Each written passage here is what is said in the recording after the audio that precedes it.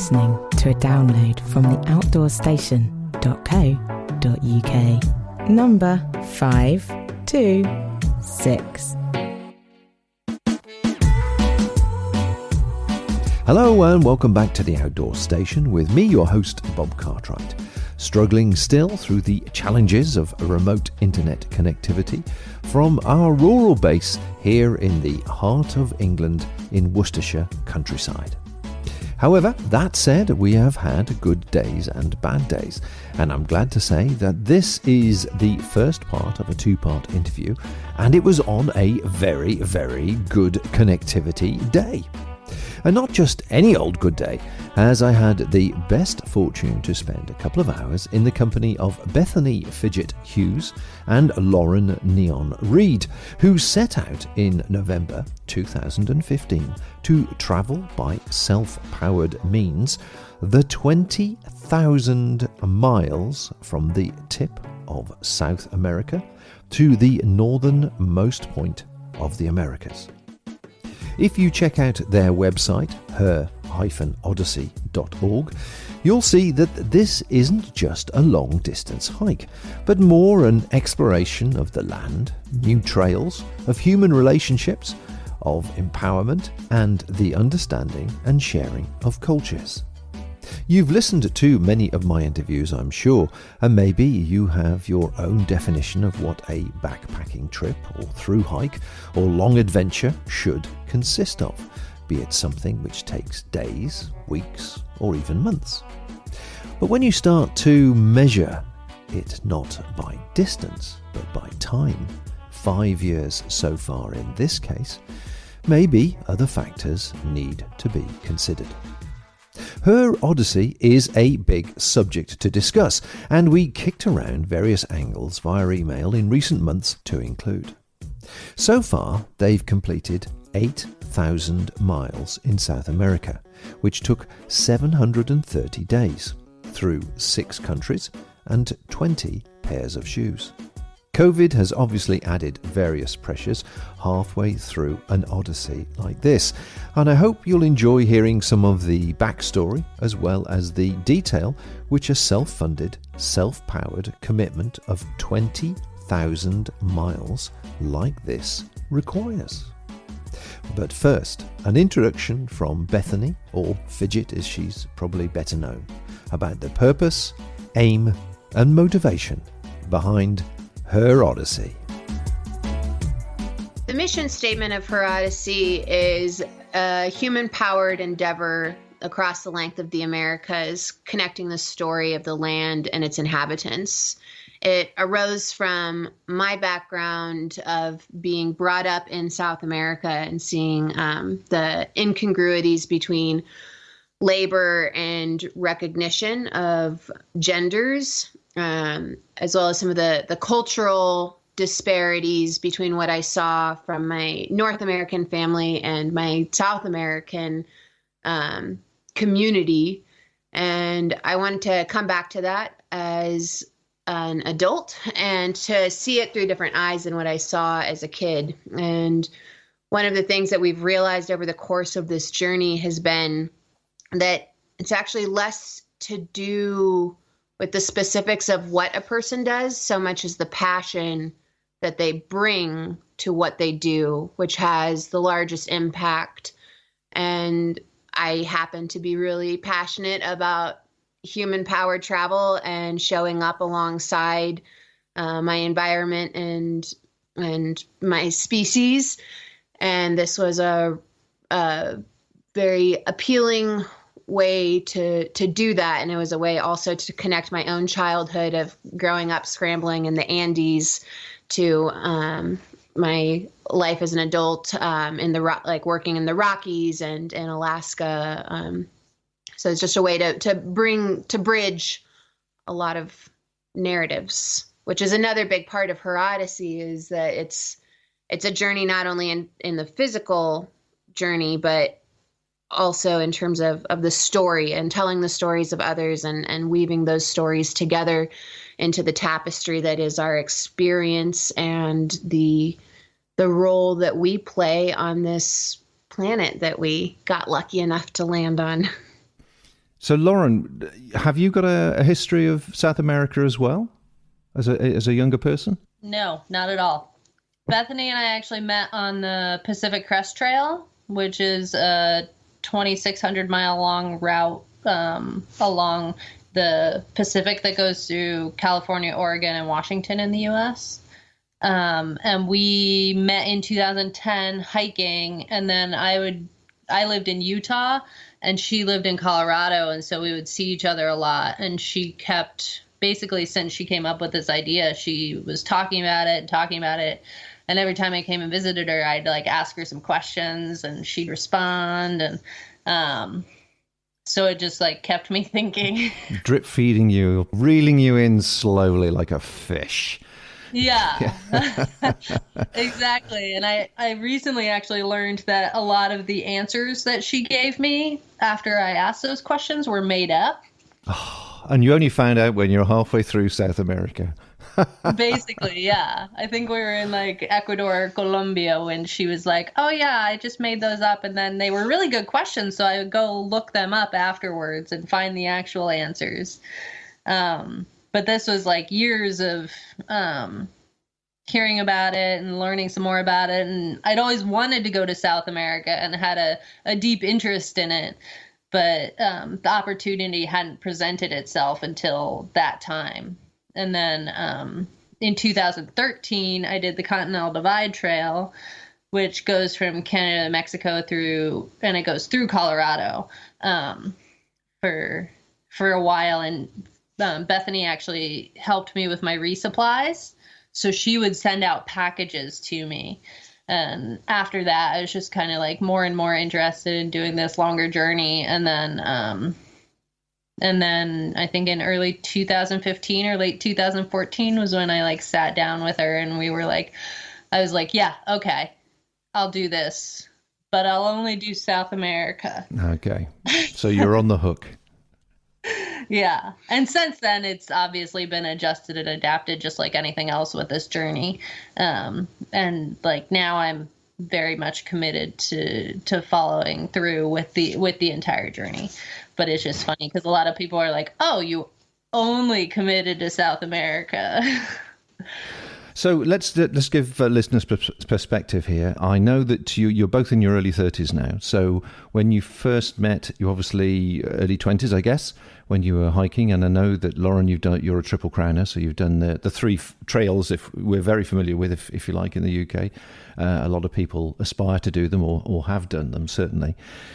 So looking at this as a project then, let's just initially talk about the preparation, apart from the fact that she was selling it to you for 10 years, best part of, to drag you out there. Let's just talk about the finances side of it, because I know you've put on your website the sort of accounts from, I think, 2018-ish to give people an idea of some of the sacrifices that you have to make on something like this, because this is not a walk in the park in any shape of the imagination.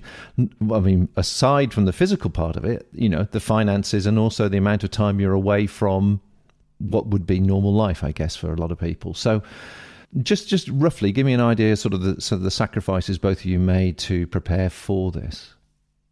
From my end, from the moment that the calling came to me, it was a matter of rising to that challenge and to trust that what I needed to achieve that would also come into play in its own time. And for me, that has happened. I see the specific question of the finances and I will come to that, but that is one small piece of just this larger, like how Neon ended up, or how Lauren ended up coming into this journey. Is I was just like, I knew that I needed someone to do it with me who thought differently than I did, who could help balance things, but also put up with me for so long in such a challenging environment. And those questions that she was asking, I could guesstimate the answer for her, but I needed someone so in the same way as she came into the narrative and it was a comedy of errors that it worked out, I had in my plans and my projections, I was going to be starting much earlier than she was ready to come onto it. But because I tore my ACL in a skiing accident, it delayed my plans, which ended up being perfect, because then it worked out such that she could come along. In the same way, the finances, I set out a very clear plan of how it was all, I had my spreadsheets, and I did, just some very old fashioned. It started with a little paper envelope, and I had given a talk at a local senior center. And by that, I mean a group of seniors who met at the Pizza Hut in town. And this older gentleman, when he was leaving, he walked by and he gave me $10. And I put that $10 in this little envelope, and I just wrote Big Adventure Fund, because I didn't even know what the name of this was going to be. I just knew that I was going to do it. So it started with cash in an envelope, and then I put that into savings. And then I worked for 5 years. I worked 4 different jobs, and I put between 10 and probably about 25% of each paycheck that I got into a savings exclusively for this journey. And then on top of that, tried to reduce the expenses of it by establishing partnerships with brands that put some ethics into create the kind of gear that we need. We're pretty extreme gear testers. And then on top of that, even all of my best laid plans fell shy of what ended up needing to happen. And so over time, it has also been a matter of checking our ego and asking for the help that we need on something on platforms like Patreon, where we are now. So the finances have come together as a variety of pieces that arise when we need them. And yourself, Lauren? I have always lived pretty frugally. So I didn't quite save up as much money as Bethany did, but I was able to stow away quite a bit in the time that I needed to. And then, we've just had, I worked for a wilderness therapy program. So 16 days out of the month, I was out of service, not really able to spend money anyway. And so that really helped. And they feed you, and it's an 8-day on, 6-day off program for me. The kids stay out there all the time. But I would be 8 days in the field, and then I'd come out and take a shower and then go home for a few days and then come back. So I only had really 12 days a month to spend money.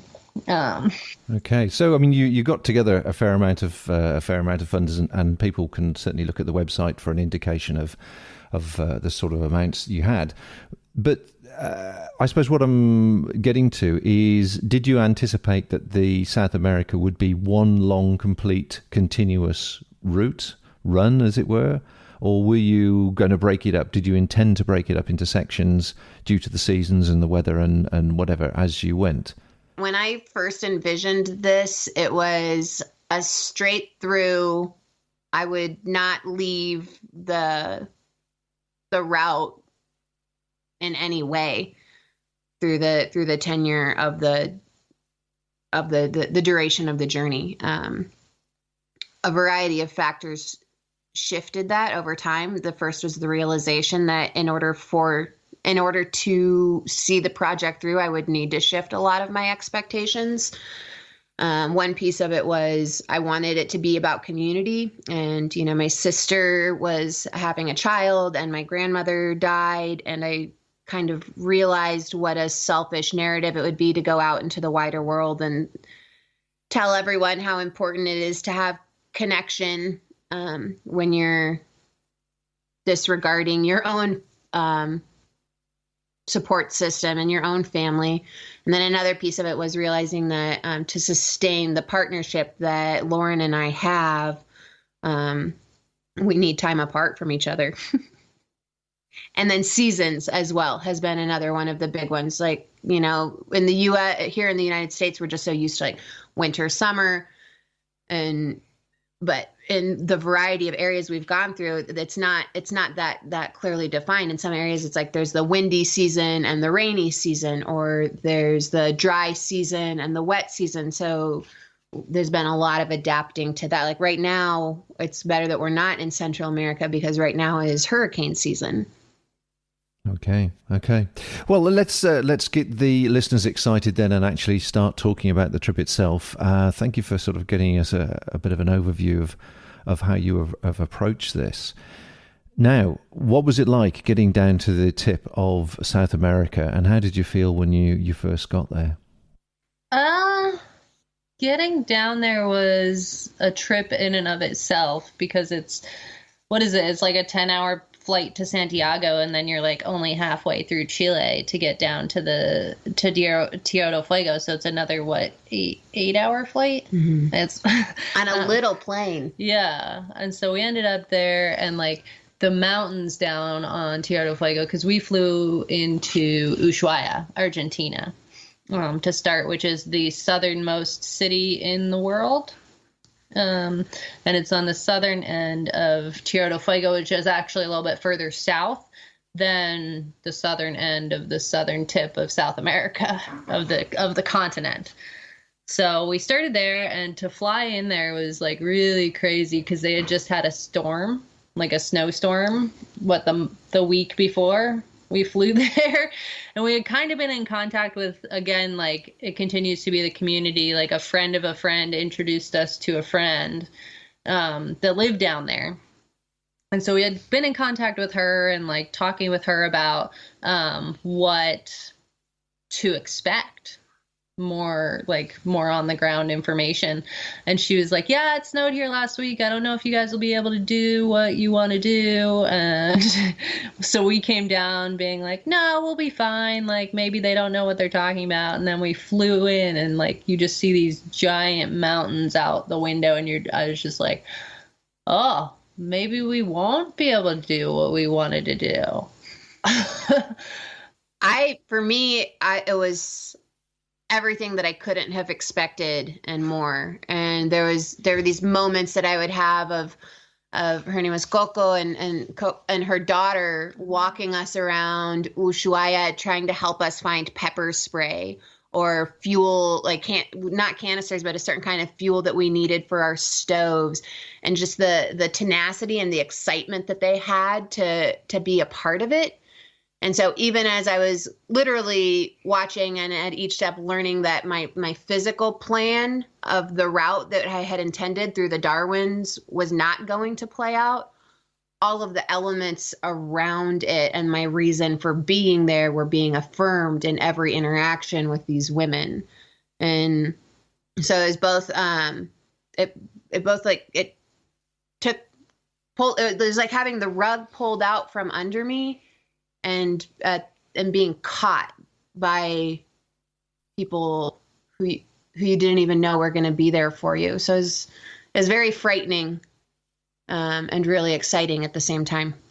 There's a big moment, isn't there, when you have to let yourself trust a stranger or trust other people. Mm-hmm. And the entire journey has been that. Yeah, I think that's the one thing about long distance travel, and you go further afield and you go well and truly off the track. All of a sudden, trust becomes an element, becomes the seventh sense, I think. Very much so. And I think that's one of the things, a particular component of like as women doing this that has been interesting, because we get a lot of questions of, aren't you afraid? And I mean, the answer is yes. And also, at least from my end, I was essentially trained to be afraid my entire life.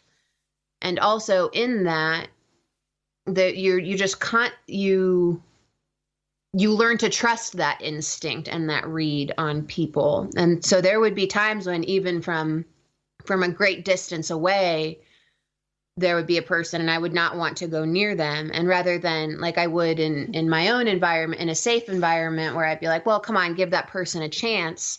In these environments, there's already such a high risk factor that if either of our instincts for any reason said, don't, we didn't. We would just try to avoid going into those situations altogether by listening to that voice, by checking in the little hairs on the back of your neck that tingle. And we even like established a word that we would say to each other. And if the other one said that, no questions asked, you picked up your stuff and you walked out together. And that has, I think that's one of the greatest things of like with dangers that we've faced is walking away from them before they became truly pressing issues. Yeah, it's interesting, isn't it? As you say, I suppose we are educated in the Western world to be in fear all the time. Not a terrified fear, but certainly always be cautious. There's always think of the negative. Whereas in actual fact, as I'm sure you're telling in your stories, that sometimes the people with the least give the most. And they're not people you'd normally turn to for help. Almost every single time that was the truth that we found. And that was one of the great advantages of walking into those situations is there are these expected power structures at play. And so when they see white people, the locals down there will assume a certain thing. But when you walk up to them and ask, do you have water? They suddenly hold almost all of the power in that moment and in that place, and that they know that terrain. And by flipping that narrative, it really helped to open up communication and a chance to commune, because we were exposed to the same elements as they were. Often we'd be walking alongside women who were walking their alpacas back or out to the field, women gathering water, washing laundry in the rivers, so you put yourself by trusting, by being willing to trust that, it really opens up a lot of opportunity for connection that would not happen if you did not look that fear in the face, say, yes, I see you, I hear you, and I will proceed. I've watched a few of your videos, and I know you speak, good Spanish. Spanish, as far as I understand, all sounds fantastic. What about you, Lauren? Are you fluent as well? I wouldn't say that I'm fluent. I know sufficient Spanish to navigate. I probably know a lot more than most people who speak English do, unless they speak Spanish as like their first or second language. You can engage with the locals quite easily, the pair of you, obviously. That was what I was trying to get to, yeah? For sure, yeah, we definitely, and Fidgit is a huge community proponent, and so she'll just go up and start a conversation with anybody that she feels comfortable, especially like she was a teacher for a long time. So like watching and learning from that. And I've had people across the Americas ask me if it's more difficult to learn more Spanish with her because she's so proficient. And my response is usually like, I have somebody that I can ask to clarify different things, and like she can correct me if I like make a mistake or like that kind of thing. So I think it's more useful. I'm also not much of a talker. So that's kind of on me that I haven't learned probably as much or as quickly as I could have. But I'm sure you hear a lot and you understand a lot, even though you can't necessarily sort of reiterate or reply, as it were. One of the games that we really enjoyed playing is when we would meet people and they would tell us stories, and I would not translate them to Neon or to Lauren, and then we would walk and I'd be like, all right, what did you hear they said? Like, the man said that he was on a boat in the midst of a giant storm and the boat capsized and everyone went everywhere. And it's just the very Latin storytelling, the passion and the gestures. And I was like, well, actually it was that he took the ferry across the strait, and it was pretty wavy waters, but also I can see why you thought that it was. Well, I'm sure that passed a lot of time doing that to each other. Anyway, let's get back to the trip. So we've arrived at the southern tip there. Can you just describe what your surroundings were like? Are we talking sort of well, if it's been a snowstorm, I presume obviously it's fairly green and pleasant land, is it? It's very green and lush, but it also has this harshness to it because it is so far south. It's 54 degrees south in latitude. And even though it was like spring, some of the flowers were like just coming out.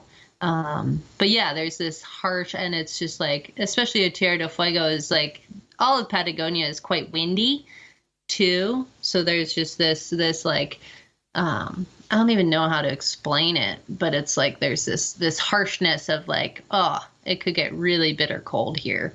I'm glad it's not. And then it's like partially cloudy, but yeah, a lot of greenery. And then there are these just mountains that kind of rise up almost out of the sea. And then they're covered in, what are those, the Cinco Hermanos?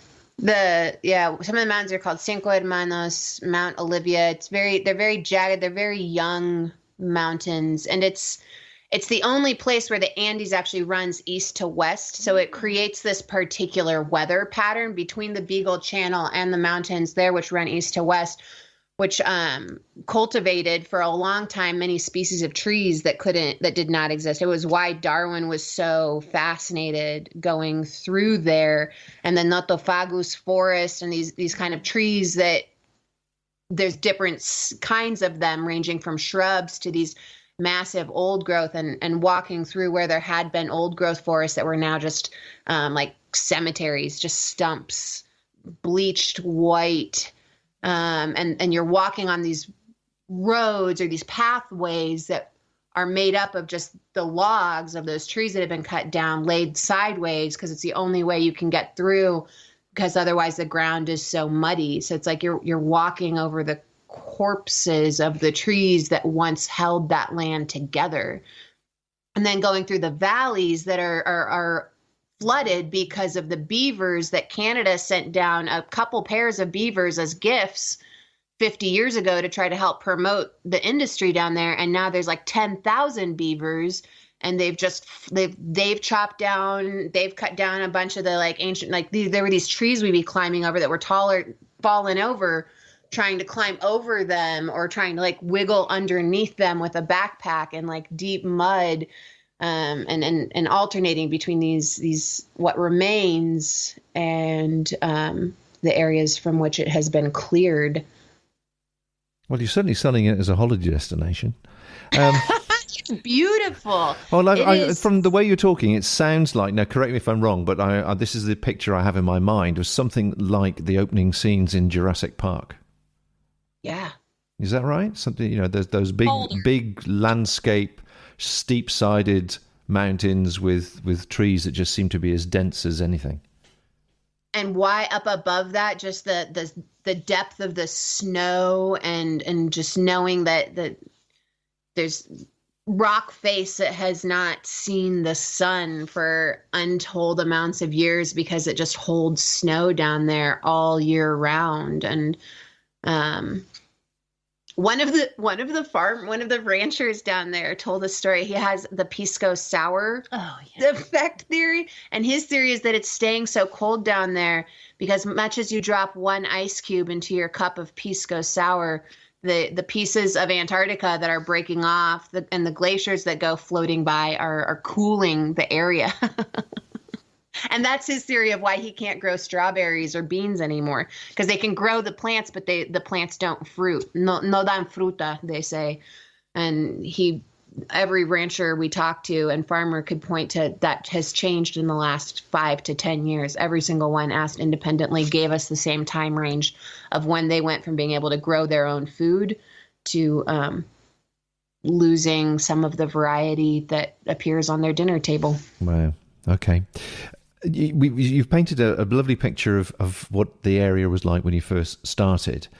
Now, the trails that you were following, are they a series of old, Inca trails or older trails that the earlier natives forged, which then became roads? A bit like I know you've been to the UK and you've done Scotland, you've done the West Highland Way.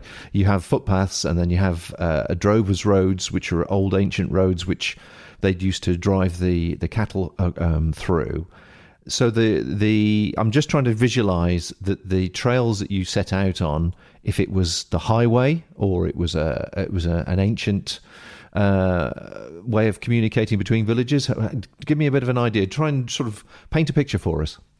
So we started on, I would say that the routes that we started on down in South Patagonia were old, probably old, like either logging or farming roads were how they would get back to get their cattle. Most farmers or ranchers down there they ride horseback. They don't really drive. So some of them have four-wheelers, but most of them will have these horse trails or cow paths that they follow. And so what Fidgit or Bethany was talking about with the logs across the mud, those are more for four-wheelers, ATVs. So they're only like 2 meters wide, maybe 6 feet wide. And so they just like literally they'd probably just fall a tree and then just like go down next to the other trees, and then they would like bump their four-wheelers over that. I wouldn't say a truck would be able to go over that. Sorry to interrupt you, but the route that you were following then, were they a series of these horse trails or whatever all linked together? Did you know about them, or did you have them on a map, or was it local advice, or what? I had done some overview planning on Google Earth Pro, and then what we learned was, rather than telling people the scope of what we were trying to do, we would talk to the locals and we would just tell them the name of the next town. I had plotted out all of the towns I thought we'd stop through. I'd tell them the name of the next town, and then they'd be like, oh yeah, my grandpa used to run the sheep through, or there's this pass that everybody takes the cattle through. And so most often we were following those routes. And so we were always at an advantage. If they'd already moved the animals through, there was much less bush bashing because the animals would have done it. And I, having worked on a cattle ranch, have some experience with reading animal paths and knowing kind of, and so with those, we could piece that together. And then what it was interesting to then learn was that those routes pieced together essentially overlapped the route that the Tehuelche indigenous people of that area. In the summer, they would walk up the mountains, and then they would go down over to the eastern coast of Argentina and then walk down the coast in the winter. And once we started entering some more indigenous areas, they're like, yeah, this was, but they used like the mountains as their point of navigation as opposed to the town stops like we do in the modern iteration of it. And so our route also took us past like the Cueva de Manos and like hand paintings and trees that had been like split in certain ways. So it was following what the ranchers had been doing, which had in turn followed what the indigenous people had been doing. And then that has been overlaid with what is now called the Greater Patagonia Trail, which is a series. It's a brand new, like basically still in process and very unofficial project of some friends of ours that we were able to contribute that is creating essentially a network of routes and options for exploring Patagonia, whether by pack raft or on foot.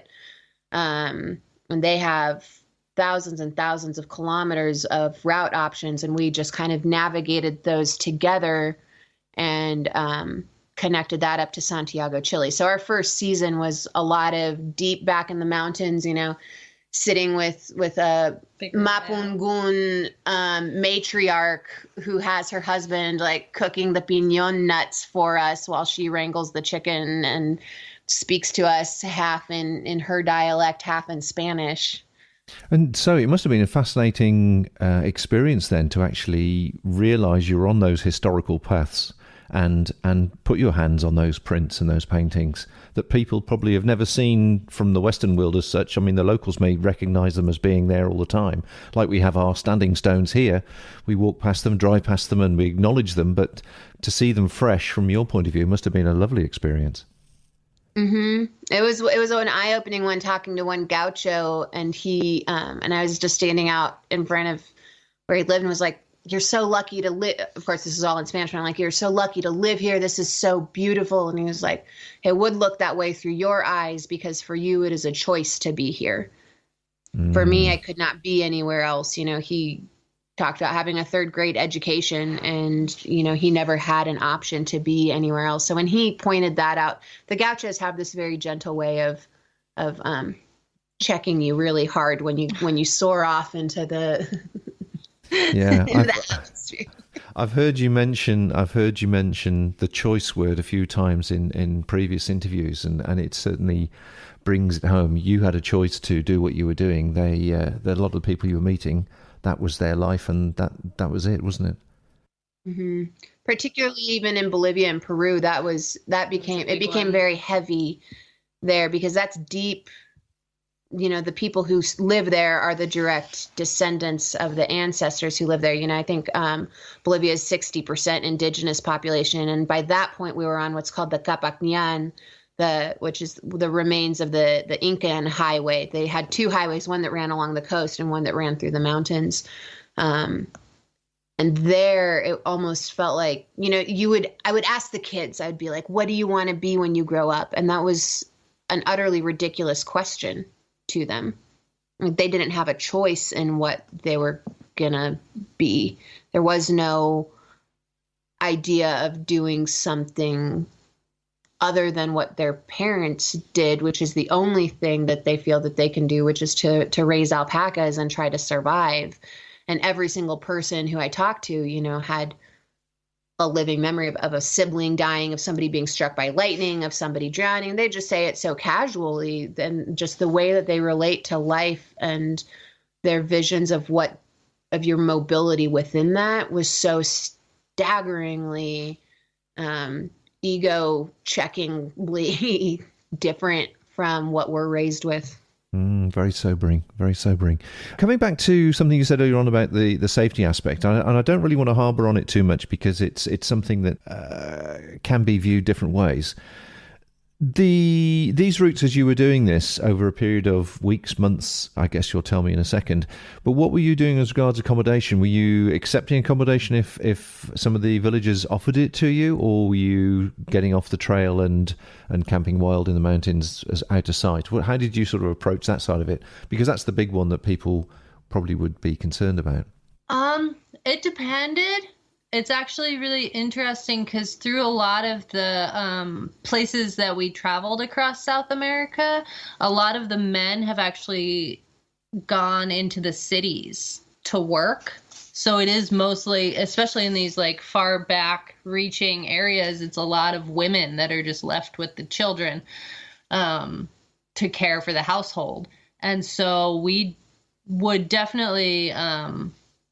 We carried a tent and we had our sleeping bags, and it would depend on how we felt. Again, we talked, Bethany already talked about how we would have a safe word. Yeah, a safe word. That's what we called it too. Mm-hmm. And talk about if we felt comfortable and like if we didn't, obviously we would go out, like leave town and camp.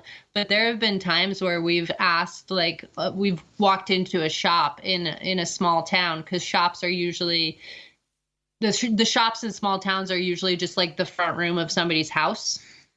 And so we'll like with shelves on it and like a few of everything, except sometimes cookies. And so we would go in and we just like, a lot of times it'd be like one of the older kids running the shop, and we'd go in and we'd be like, hi, is there a place to stay in town?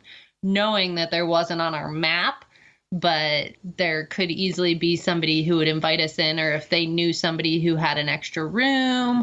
A lot of times if we were looking to stay in town, we would stay for a night and then head out again. We're not really looking for like a ton in our accommodations. It's just usually like a place to sleep. And if we were concerned that it was too close to other towns, then we would usually ask. And that's being a woman actually helped us in a lot of ways with that when we did end up in those small towns that were just full of women and children, because they don't really trust men. Interesting. There was this one town we hiked into right on the border of, I think it was Bolivia and Peru, and the town were acting really sketchy about us being there. And I was trying to read what was going on, but then I found out that it was like all of the adults of the entire village were going to leave the next morning at 2 a.m. to go to these unofficial border, like exchange markets where all of the Peruvians drive their trucks and all the Bolivians drive their trucks to this like little creek that like marks the border, and then they all like trade there. So they were nervous about having these two women who'd come flying in like on the front end of a thunder and lightning storm. And they were all going to be gone in the morning, leaving only their children and like 2 or 3 grandmothers who spoke only, I think that was an Aymara region.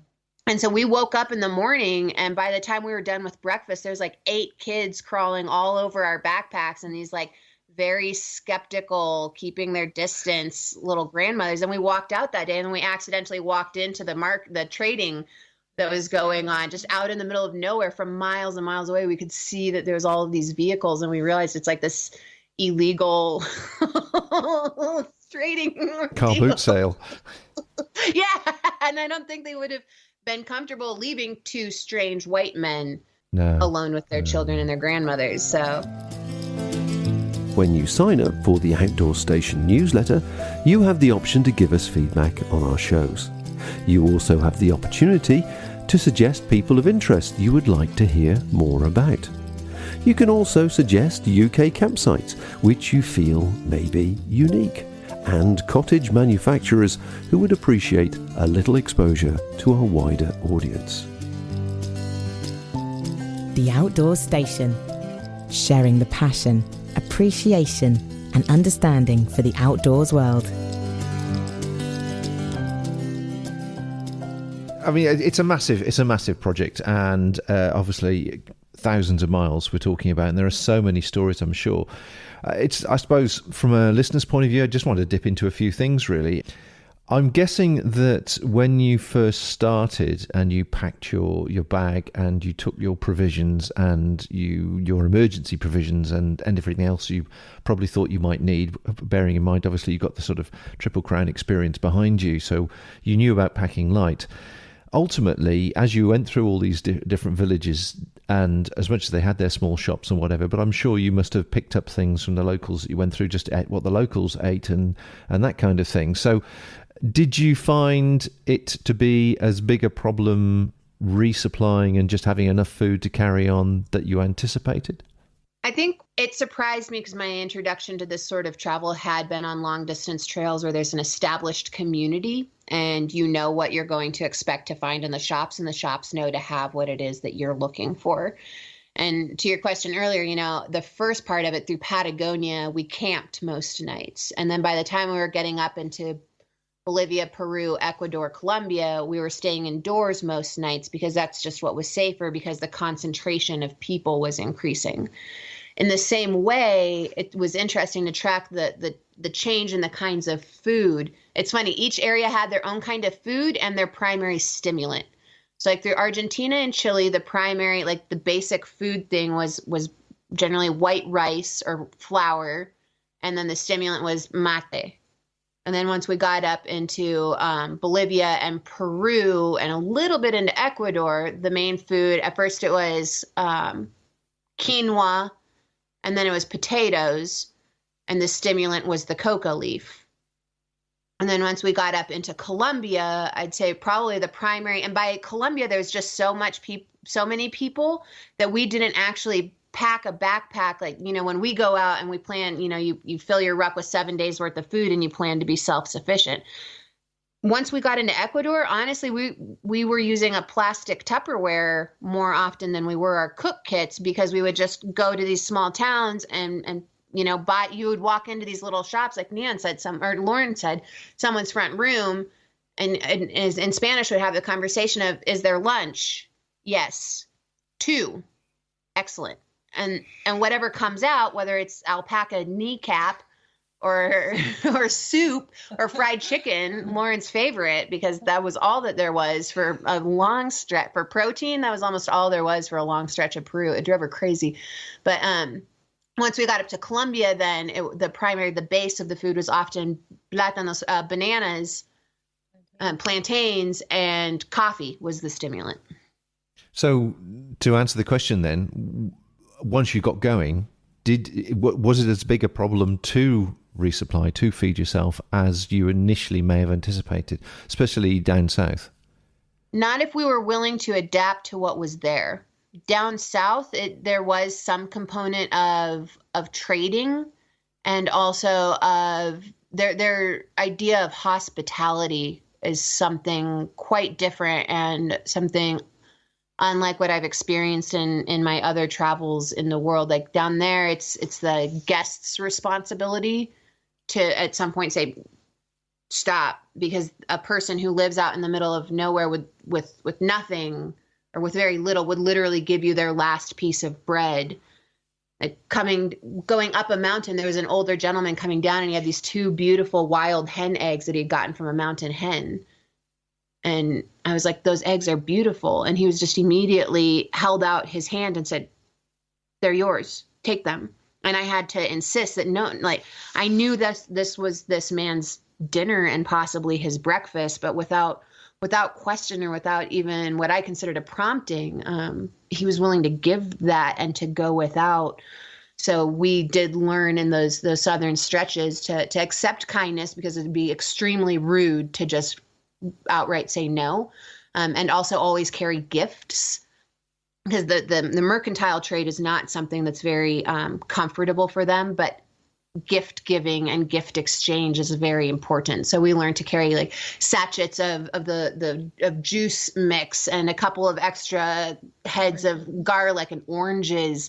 If you can give fruit, you're really speaking care to each other. If someone gives you an orange or you give an orange, that is.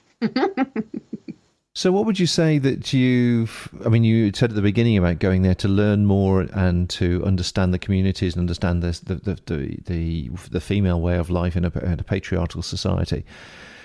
What are the big things that you've come away with from the experience in South America, would you say?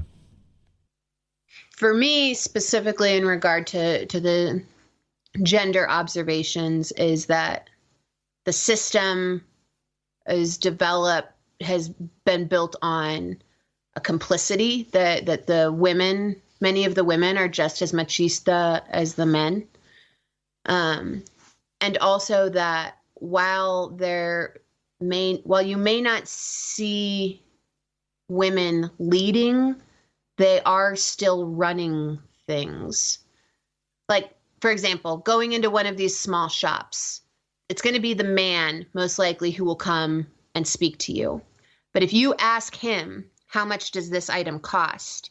He turns his head and looks to the back of the store where you may or may not see someone, but there is, more often than not, a woman sitting down behind the counter, and she'll tell him what the price is, and you have to pretend like you did not just hear her, and then he will repeat to you what it is that she has said.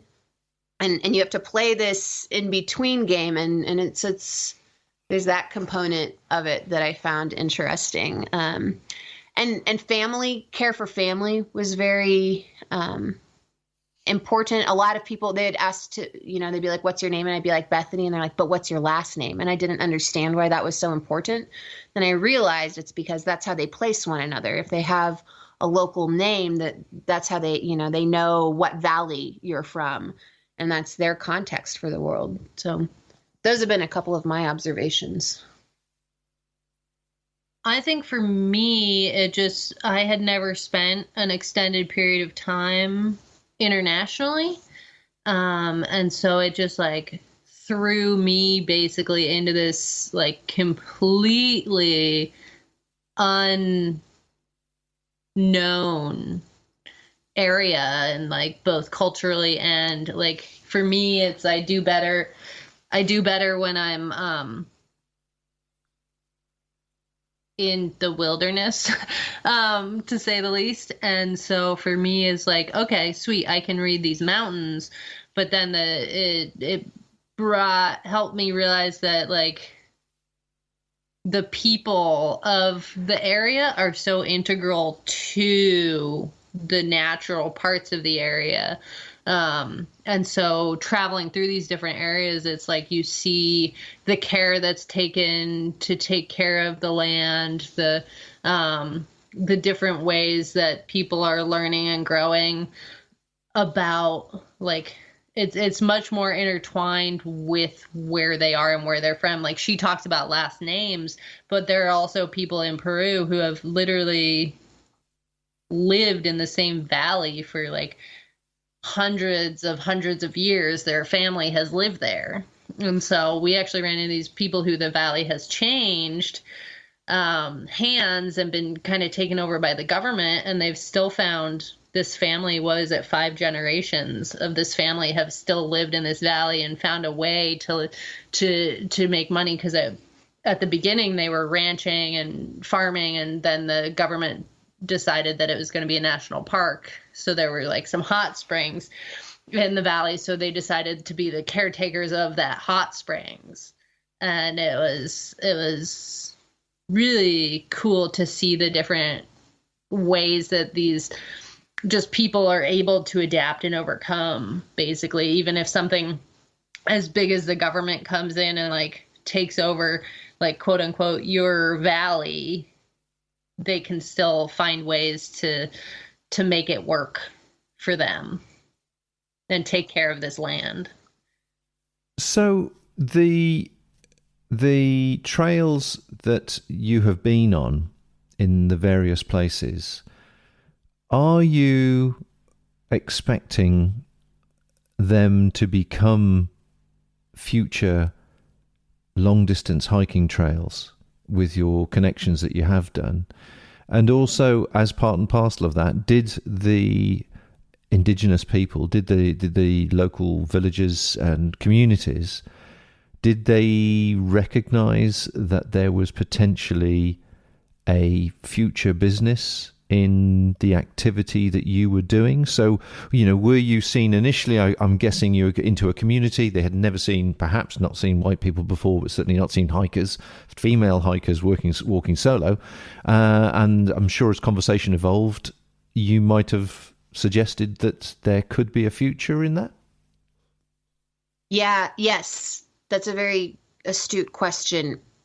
With eyes first to sustainability on these things, I hope that these areas will never see an influx of hikers like, for example, the Pacific Crest Trail have, or at least not for quite some time, as it will take the people some time to adapt. It was kind of a funny observation I had of the generation before us. The people survived by herding animals through, and the people our age and younger had adapted to, they realized they aren't moving animals, but they can move tourists through. But whereas you could move like 200 to 500 cattle, you can maybe move like 5 to 10 tourist visitors.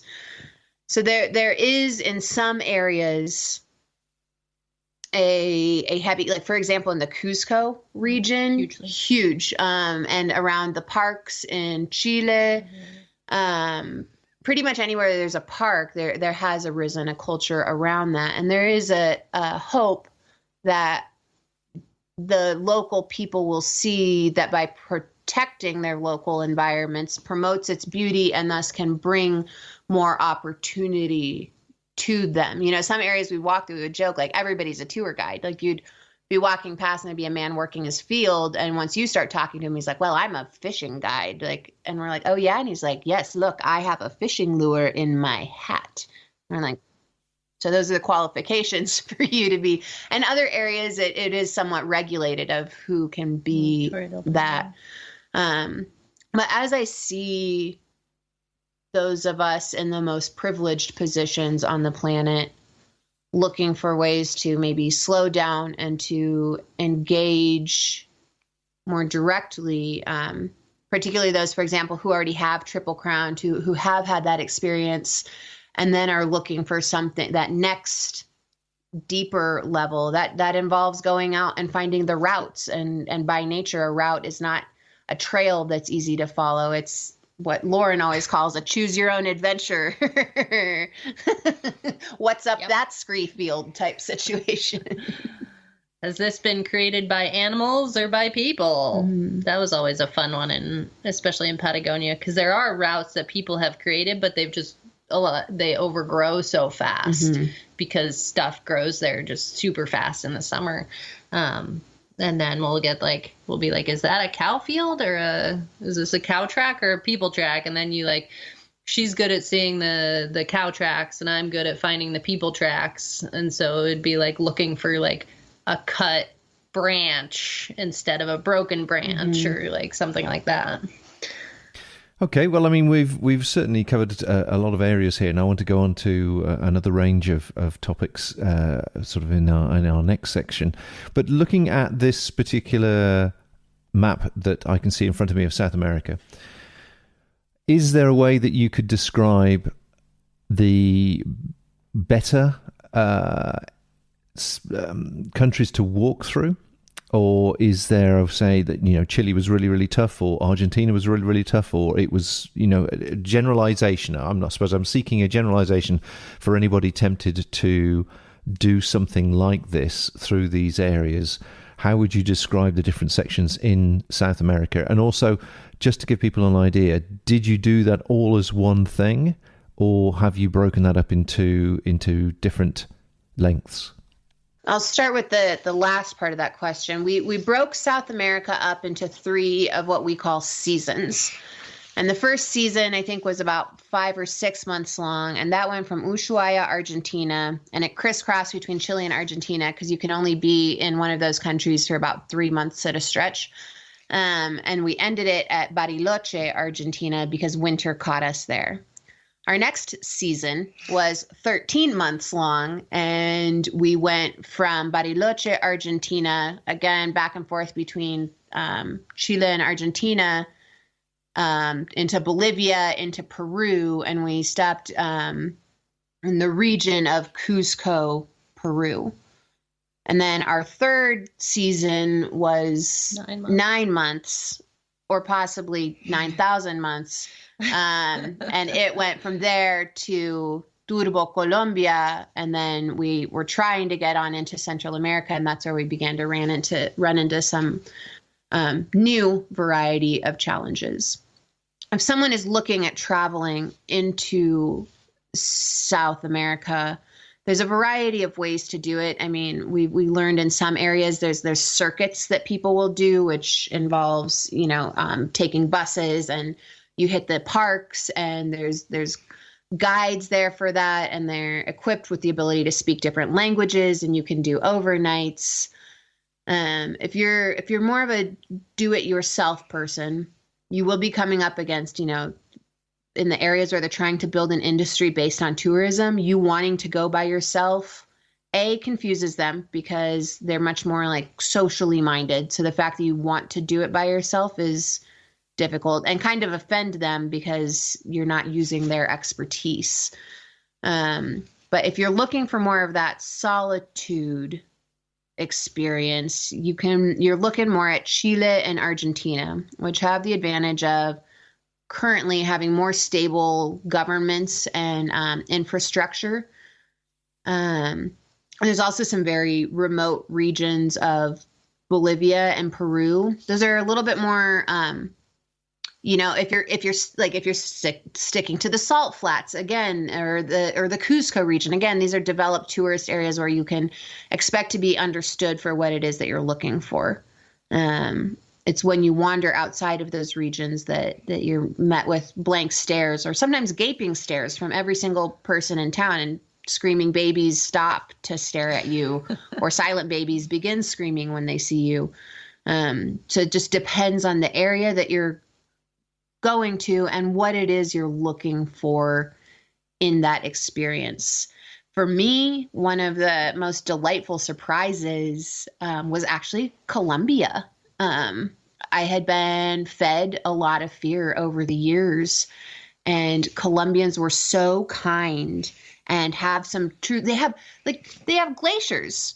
There's glaciers on mountains in Colombia. They're some of the last remaining, I think they call them tropical glaciers. That's awesome. And they're very clearly just the final dregs of what were once mighty glaciers. But the people there were very kind. I enjoyed the food, and just all of the abundant plant life and the kinds of trees. Like sometimes I felt like I was on like the savannah of Africa, although I've never been to the savannah of Africa, but other times I'm like we're deep in like jungle region. And you also have that option. You can be going to the austere, like into these places of the Andes where you're just in the land of the gods. And you know that as a human being, you're just lucky to be visiting, or you can be deep in the jungle in a cloud of butterflies.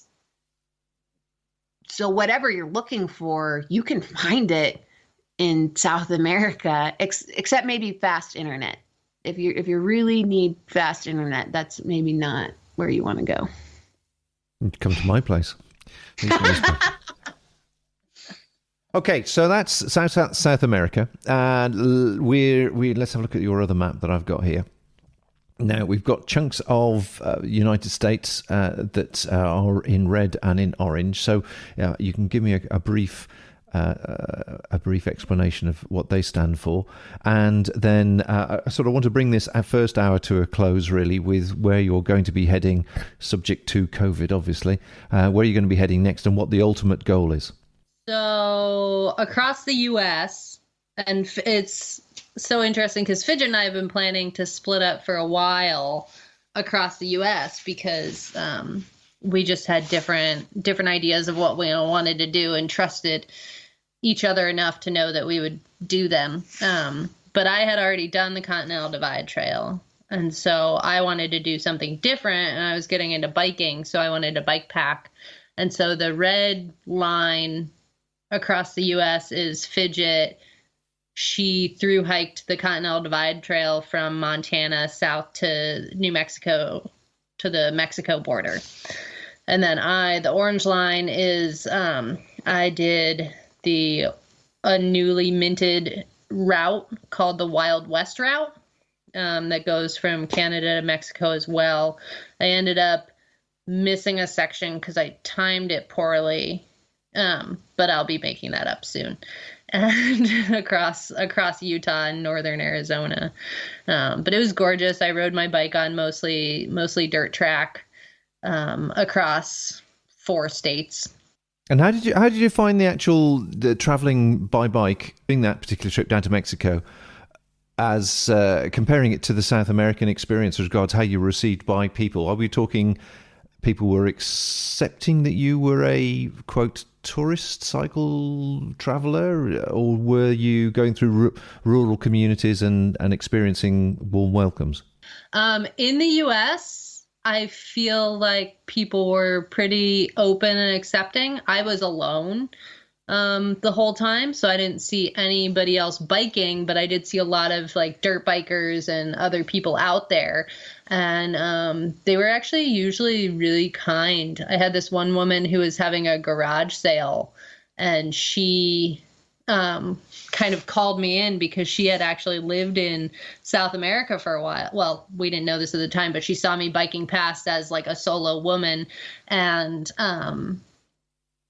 it called me up and like offered me water and gave me some like snacks and stuff, even just like while she was having this garage sale. And then she told me like her whole story about like she actually lived in South America for a while and like knew a bunch of Spanish. And so like our worlds connected. And then another woman in Idaho, like I was biking the opposite direction as her, and she was like, hold on, can I get a photo of you? Because she saw like all the stuff on my bike and was like, oh, like, where are you going? And I told her, and then she lived like right near Darby, Montana, and she offered to give me a resupply so I didn't have to bike 20 miles one way out of my way to get a resupply in Darby. And so like we exchanged phone numbers, and she brought me food down to Darby and like on her motorcycle. And then, yeah, she was awesome.